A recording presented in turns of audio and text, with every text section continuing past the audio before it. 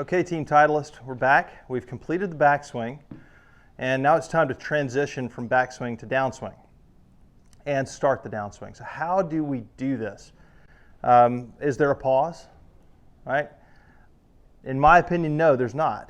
I believe that pausing at the top of the backswing requires an additional effort. Okay, so we talked in the previous video about momentum and how it plays a role. So anything that you put into motion, you create momentum.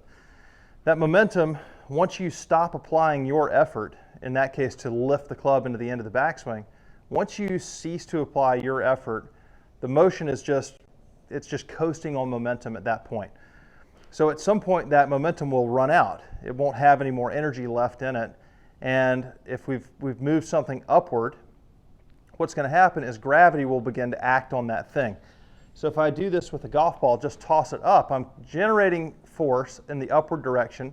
I stop applying my force here, and the ball, in this case, travels upward after it comes out of my hand. Once it's out of my hand, I can't apply any more force directly to it, and it's just traveling on momentum.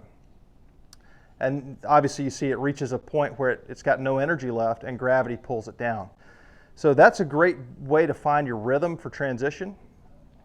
You're just changing what you're tossing up in the air from this ball to the arms.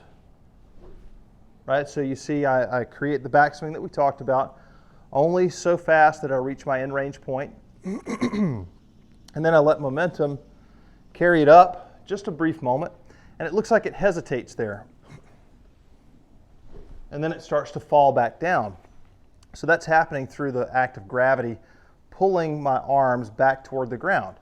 It's not because I'm completing the backswing and then accelerating my hands down toward the ball. That's not how we do this at all. I'll tell you very simply, your golf swing is going to last about 1.5 seconds. And during that period of time, the downswing is only about 0.3 of a second, maybe 2 to 0.3 of a second. It's very difficult to accelerate twice in that period of time. So if I'm accelerating here, I can't accelerate again down here. So I would only be hitting the ball with momentum because all of my effort would be expended in that start down, and that's not how we want to go about this at all. You want to conserve your effort. You want to allow gravity to give you sort of a head start to the downswing and create the transition for you. That allows you to lie in wait. Right? You can, at that point, you can wait and put some acceleration at the bottom of the golf swing, which is where the ball is, right? You only have one chance to accelerate. Let's do that in a good spot. So start the backswing with that idea about shape, only enough momentum to reach your end range of motion, and then we're transitioning and we're letting the club fall so that we can apply force at the bottom. So that would look this way when applied in the swing itself, and you'll notice the tempo here should look pretty good.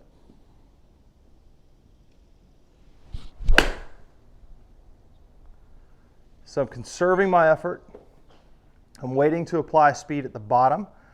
And the nice thing there is if you can learn to do that, you can do a lot of things down around impact, which we'll talk about in another video. One more look at that transition. All right, and the swing looks fluid, it looks complete.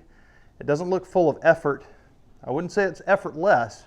There's some effort in there, but I'm applying that effort in the right place. So thanks for watching. Let me know if you have questions, and I'll look forward to seeing you guys again soon. Thanks again.